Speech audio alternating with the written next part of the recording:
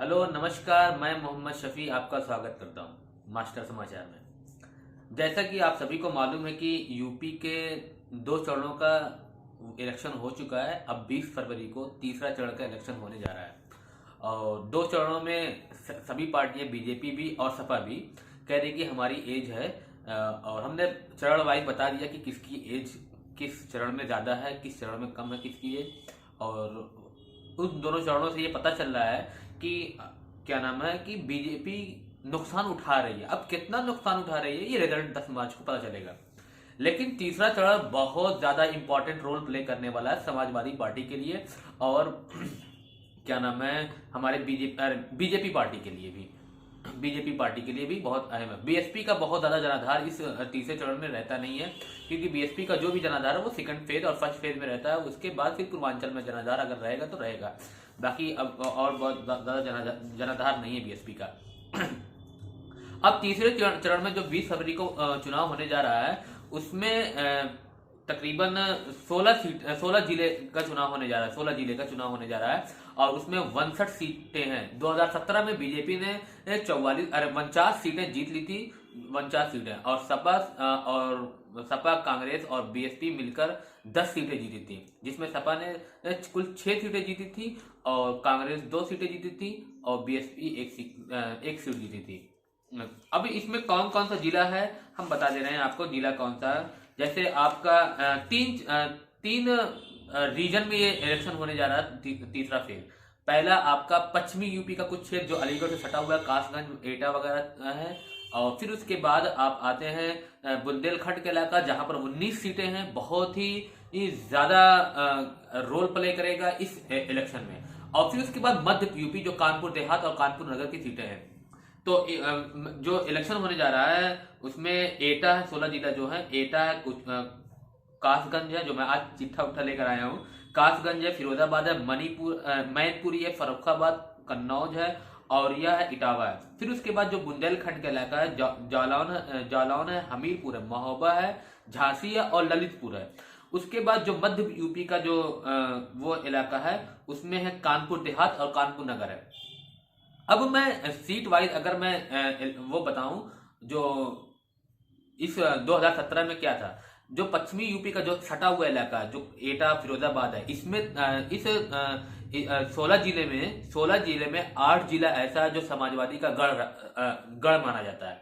उस 8 जिले में आपका कासगंज, एटा, फिरोजाबाद, मैनपुरी, फर्रुखाबाद, कन्नौज, औरिया और इटावा 8 जिला जो है समाजवादी का गढ़ माना जाता है। लेकिन ये समाजवादी का गढ़ 2017 में फेल हो गया था, क्योंकि यहाँ पर यादव बेल्ट बहुत ज्यादा यादव का गढ़ माना था, जहां हर सीट पर तकरीबन 50 प्लस नहीं 70 प्लस थाउजेंड यादव बेल्ट होता है और 1 लाख से 1.5 लाख तक यादव बेल्ट है इस 8 जिले में, हर सीट पर तकरीबन। लेकिन 2017 में इस 8 जिले में कुल 32 सीटें आती हैं। 32 सीटों में से बीजेपी 22 सीटें पर वो कामयाब हुई थी और सपा 6 सीटें पर कामयाब हुई थी और 1 सीट पर बीएसपी कामयाब हुई थी। तो इस जो गढ़ माना जाता है बीजेपी का और सपा का, वो पूरा का पूरा गढ़ फेल हो गया था और यहाँ पर क्लीन स्वीप मान लीजिए बीजेपी ने कर दी थी।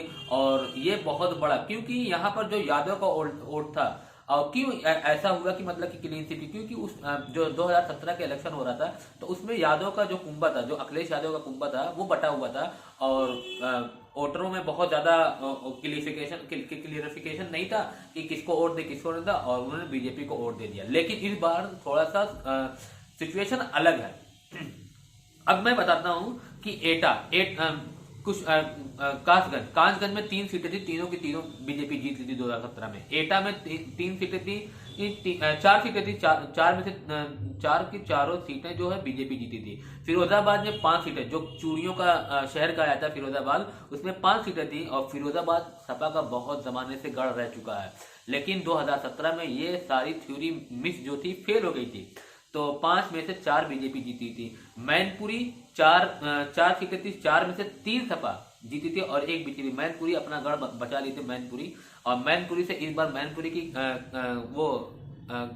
कलहर सीट से अखिलेश यादव फिर से इलेक्शन लड़ रहे हैं, इस बार इलेक्शन लड़ रहे हैं, पहली बार विधानसभा इलेक्शन है। तो ये भी वो बहुत दिलचस्प चुनाव होने जा रहा है। फर्रुखाबाद 4 सीटें थी, चारों की चारों बीजेपी जीती, जो फर्रुखाबाद कभी कांग्रेस का गढ़ माना जाता था। कन्नौज 4 सीटें हैं, जिसमें से 3 सपा जीती थी, 3 बीजेपी जीती, 1 सपा जीती थी। औरिया 3 बीजेपी, तीनों की तीनों बीजेपी जीत गई थी। और इटावा में 3 बीजेपी जीती थी और 2 सपा जीती थी। इटावा की जसवंत नगर सीट से शिवपाल यादव, जो सपा के टिकट पर लड़ रहे हैं, अखिलेश यादव के चाचा, जिनसे बहुत ज्यादा कला थी 2017 में, लेकिन इस बार चाचा साथ में आए हैं और उनको एक सीट दी गई है और सपा के सिंबल से लड़ रहे हैं। और उसके बाद अगर क्या नाम है, उसमें यहाँ पर हम बुंदेलखंड के इलाके में बात करें, बुंदेलखंड में टोटल 5 जिले हैं, 5 जिले में 19 सीटें थी। 19 सीटें 2017 में 19 के 19 जो थी वो बीजेपी के पक्ष में चली गई थी। और इस बार थोड़ा सा अगर थोड़ा सा मेहनत करेगी बीजेपी, तो बीजेपी ये फिर से क्या नाम है, रिटेन कर लेगी ये सीटें। लेकिन सपा के लिए यहाँ पर बहुत ज्यादा वो नहीं है। लेकिन यहाँ पर एक फैक्टर माना जाता है, जो शाक्त, मौर्य और कुशवाहा वोट बैंक होता है। वो महान दल के जो नेता थे केशव देव मौर्य, महान दल के जो नेता है केशव देव मौर्य, वो समाजवादी पार्टी से उनका गठबंधन हुआ है और उनका अच्छा खासा वोट बैंक है, मौर्य समाज से आते हैं। और अगर वो अपना वोट ट्रांसफर करवाए तो बीजेपी वहां पर क्या नाम है बहुत अच्छा कर सकती है बुंदेलखंड में। नहीं तो बीजेपी सपा बहुत अच्छा कर सकती है, बीजेपी तो नहीं तो बहुत अच्छा करने जा रही है फिर से। लेकिन अगर सपा को अपना गढ़ बचाना है, यादव जो बेल्ट है, क्या यादव इस बार फिर से समाजवादी को बीजेपी को वोट देंगे, तो देखने वाली बात है। लेकिन अगर समाजवादी बहुत अच्छा लड़ती है तो जो 29 सीटें हैं, जिसमें से 2017 में बीजेपी 22 सीटें जीती थी, अगर समाजवादी बहुत अच्छा लड़ती है तो वो आसानी से 22 से 25 सीटें जीत सकती हैं। तो अगर ये जीत लेती हैं तो ये तीसरा फेज भी इनके लिए आसान हो सकता है। अदरवाइज ये तीसरा फेज भी सपा के लिए के हाथ से निकल जाएगा। अगर सपा के हाथ से निकल जाएगा, फिर मध्य यूपी में आएंगे। मध्य यूपी में सपा का बहुत ज्यादा कुंभा नहीं है, सपा का कुछ है ही नहीं, क्योंकि मध्य यूपी में फिर उसके बाद ये लग जाता है आपका अयोध्या वगैरह लग जाता है और लखनऊ वगैरह सीटें बहुत 1, 2, 4, 5 सीटें होंगी, बहुत ज्यादा नहीं होंगी। मध्य यूपी में बहुत ज्यादा, मध्य यूपी का जो वोट होता है वो सपा का ही, बीजेपी का ही होता है। तो ये तीसरा फेज जो है आपका वो सपा के लिए बहुत ज्यादा इंपॉर्टेंट रोल प्ले करने वाला है। तो अगर मैं कहूं कि कौन कौन सा जिला क्लीन स्वीप कर सकते हैं अगर समाजवादी, तो एटा जो है यादव बाहुल्य क्षेत्र, एटा है, फिरोजाबाद है, मैनपुरी है, कन्नौज है, इटावा, ये 4-5 जिले जो हैं क्लीन स्वीप कर सकते हैं समाजवादी वाले। एटा जो तीनों की तीनों सीटें जीत सकती हैं, कन्नौज भी जीत सकती हैं अगर मेहनत करें, और मैनपुरी तो कंफर्म है कि जो 4 सीटें चारों की चारों सपा ही पाएगी। फिरोजाबाद और एटा ये अगर जीत जाए तो ये 22 से 25 सीटें जीतना बहुत आसान काम होगा सपा के लिए।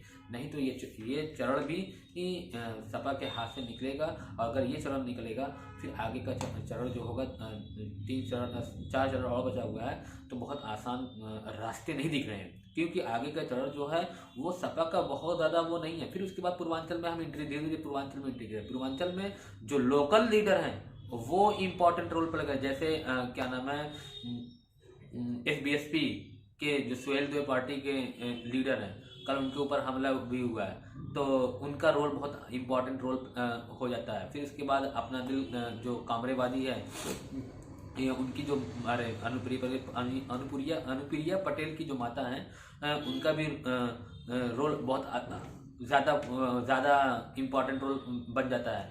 तो देखते हैं क्या होता है इस तीसरे चरण में। तीसरा चरण दिशा और दशा दोनों तय करने वाला है यूपी चुनाव का। तो अगर सपा या समाजवादी इसमें कोई रोल अच्छा किया तो वो आगे के रास्ते आसान होंगे। अदरवाइज ये आगे के रास्ते फिर इतना आसान नहीं है, न समाजवादी के लिए न बीजेपी के लिए, क्योंकि बीजेपी कह रही है कि 20 फरवरी के बाद हमारा इलेक्शन आ रहा है। तो 20 फरवरी के बाद इलेक्शन बीजेपी का ही है, और हकीकत में बीजेपी का ही है, क्योंकि फिर उसके बाद योगी आदित्यनाथ का गढ़ शुरू हो जाता है। योगी आदित्यनाथ अपना बैकफुट पर आकर लड़ेंगे और अकेले चेहरे पे आकर लड़ेंगे और ये योगी आदित्यनाथ का चेहरा पे लड़ा जाएगा। जो अगला अगला 4 फेज है वो योगी आदित्यनाथ का फेज लड़ा जाएगा। देखते हैं क्या होता है। लेकिन यहाँ पर एक बात और बताना भूल गया, जो नान यादव वोट है इस पर नजर, तीसरे फेज में नान यादव वोट के पर नजर बहुत ज्यादा है। जैसे क्या नाम है, शाक्य मौर्य कुशवाहा, ये सब वोट है। या फिर क्या नाम है आपके ठाकुर बिरादरी, ठाकुर तो देगा नहीं सपा को, लेकिन उस पर भी नजर रहेगी कि क्या बीजेपी से छिटकता है। तो ये नान यादव वोट जो है अगर बीजेपी से छिटक रहा है, अगर समाजवादी की तरफ आ रहा है, तो समाजवादी के लिए ये रास्ते आसान हो जाएंगे, नहीं तो फिर ये रास्ते आसान नहीं है। चलिए, थैंक यू। अगर हमारा ये वीडियो अच्छा लगा होगा तो लाइक और सब्सक्राइब जरूर करिएगा और शेयर भी जरूर करिएगा। Thank you.